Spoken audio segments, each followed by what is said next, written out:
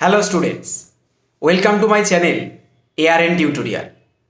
আজকে আমি তোমাদের অর্থাৎ ক্লাস 9-এর ছাত্রছাত্রীদের জন্য গ্রাফের পরে তার একটা অ্যাপ্লিকেশান নিয়ে এসেছি। অর্থাৎ আমরা দুটো ডেইলি লাইফ গ্রাফ পড়ার চেষ্টা করব, যেটা তোমরা স্ক্রিনের উপর অলরেডি দেখতে পাচ্ছ। আমরা সরাসরি চলে আসি প্রথম প্রশ্নে। কি বলেছে? কোনো একটি বস্তুকে সোজা উপরের দিকে ছুঁড়ে দেওয়া হলো, কিছু দূর গিয়ে বস্তুটি আগের জায়গায় ফিরে এলো, গতিবেগ সময় লেখচিত্র অঙ্কন করো। তাহলে আমরা গতিবেগ সময় লেখচিত্র যদি অঙ্কন করতে চাই, কি জানি যে ওয়াই অক্ষে গতিবেগ এবং এক্স অক্ষে সময়কে রাখতে হবে। আমরা গ্রাফটা এঁকে ফেলি। তাহলে এখানে ওয়াই অক্ষে গতিবেগ এবং এক্স অক্ষে সময়কে রাখা হয়েছে। এবারে আমাদের কি করতে হবে? কিছুটা গতিবেগ নিয়ে তো ছুঁড়ে দেওয়া হয়েছে, সেটা আমরা ধরে নিচ্ছি ভি। তাহলে আমরা এখানে পয়েন্ট আউট করে প্লাস ভি এবং মাইনাস ভি নিয়ে নিয়েছি। কেন দুটো নিলাম? তার কারণ হলো গতিবেগ ভেক্টর রাশি, গতিবেগের নির্দিষ্ট দিক আছে। যদি আমি ধরে নিই যে নিচ থেকে ওপরের দিকে যাওয়ার সময় তার গতিবেগটা নিচে প্লাস ভি ছিল, যখন ওপর থেকে নিচের দিকে নামবে তখন তার গতিবেগ কী হবে? মাইনাস ভি হবে। কেন? একটা নিচ থেকে ওপরের দিকে উঠছে আর একটা ওপর থেকে নিচের দিকে নামছে। তাই জন্য মূলবিন্দু থেকে সমদূরত্বে আমরা দুটো বিন্দু নিয়ে নিয়েছি, একটা প্লাস ভি এবং একটা মাইনাস ভি। এবারে তোমরা গ্রাফটা খুব কেয়ারফুলি ফলো করো। বস্তুটা আস্তে আস্তে ওপরের দিকে উঠতে আরম্ভ করছে। দেখো, বস্তুটা আস্তে আস্তে উঠে সর্বোচ্চ উচ্চতায় চলে গেল। আমরা কি জানি? সর্বোচ্চ উচ্চতায় গতিবেগ 0 হয়। তাহলে সেটা আমি এখানে পয়েন্ট দিয়ে দেখিয়ে দিয়েছি। তাহলে এখানে কি হচ্ছে একটু ভালোভাবে বুঝতে থাকি।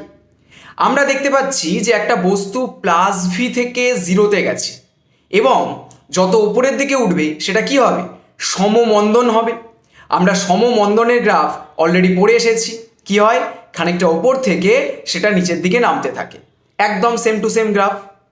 এবারে যদি বস্তুটা সর্বোচ্চ বিন্দু থেকে নিচে নামতে আরম্ভ করে, তাহলে কি হবে? 0 থেকে সে মাইনাস ভির দিকে আসবে, তার দিক চেঞ্জ হয়ে গেছে। দেখো, আমরা বাঁ দিকে প্লাস ভি নিয়ে শুরু করেছি, তাহলে বস্তুটা নামছে সেটা কেয়ারফুলি দেখো। দেখো, বস্তুটা নামছে এবং 0 থেকে মাইনাস ভিতে পৌঁছে গেল। আর 0 থেকে মাইনাস ভি মানে কি? দেখো, গ্রাফে আমি 0 থেকে মাইনাস ভি অবধি একটা ব্ল্যাক লাইন এঁকে দিয়েছি। এখানে আলটিমেটলি কি হচ্ছে? এখানে যেটা হচ্ছে সমত্বরণ হচ্ছে। ক্লিয়ার? মানে কি? আগেরটায় গতিবেগ কম ছিল, অর্থাৎ প্লাস ভি থেকে 0 হচ্ছিল। এবারে 0 থেকে মাইনাস ভি মানে কি?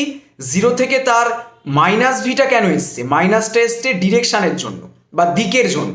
যদি আমরা শুধুমাত্র ভিটা খেয়াল করি তাহলে কি বুঝতে পারছি? তার গতিবেগ বাড়ছে। এই গ্রাফটা প্রচুর স্টুডেন্টরা কিন্তু ভুল করে, তাই জন্য তোমাদের এই গ্রাফটা দিয়ে দিলাম।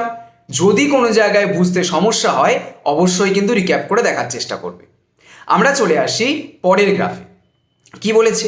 কোনো একটি বস্তুকে সোজা নিচের দিকে ফেলে দেওয়া হলো, মাটিতে ধাক্কা খেয়ে বস্তুটি আবার আগের জায়গায় ফিরে এলো, গতিবেগ সময় লেখচিত্র অঙ্কন করো। অর্থাৎ আগের গ্রাফের জাস্ট উল্টো। কি হচ্ছে? আগেরটায় নিচ থেকে ওপরের দিকে উঠছিল, তারপরে ওপর থেকে নিচের দিকে নামছিল।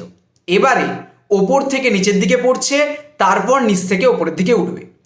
একই রকমভাবে আমরা গতিবেগ সময় এই লেখচিত্র এঁকে ফেললাম, যার ওয়াই অক্ষে গতিবেগ এবং এক্স অক্ষে সময়।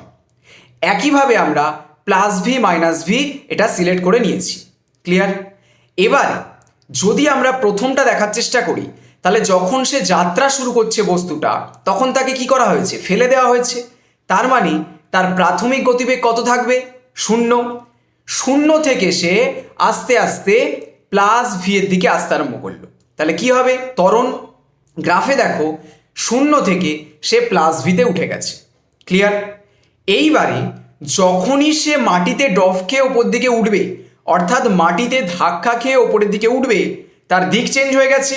তাহলে প্লাস ভিটা কি হয়ে যাবে বলো? আগেরটাতে শিখে গেছো, মাইনাস ভি। কারেক্ট। তাহলে এরপরে সে মাইনাস ভি থেকে 0 অবধি যাবে। আগের জায়গায় ফিরে যাওয়া মানে কি? সে আবার 0-তে পৌঁছে যাবে। তাহলে দেখো, মাইনাস ভি থেকে যদি সে জিরোর দিকে যেতে চায়, তাহলে আমরা কি করলাম, গ্রাফটা যেখানে শেষ করেছি সেখান থেকে একটা ডটেড লাইন আগে টেনে নিলাম।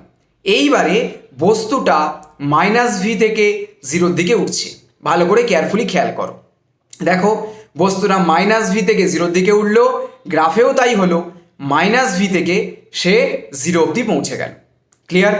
তাহলে এই দুটো গ্রাফ আঁকতে স্টুডেন্টরা প্রচুর সমস্যা ফেস করে, শুধু ক্লাস 9 বলে ব্যাপার নয়, ক্লাস 11 সব জায়গাতে তোমাদের এই দুটো graph very very important graph. বারবার বলে দিচ্ছি, এই জিনিসটা যে দুটো গ্রাফ আঁকালাম খুব মন দিয়ে ফলো করবে।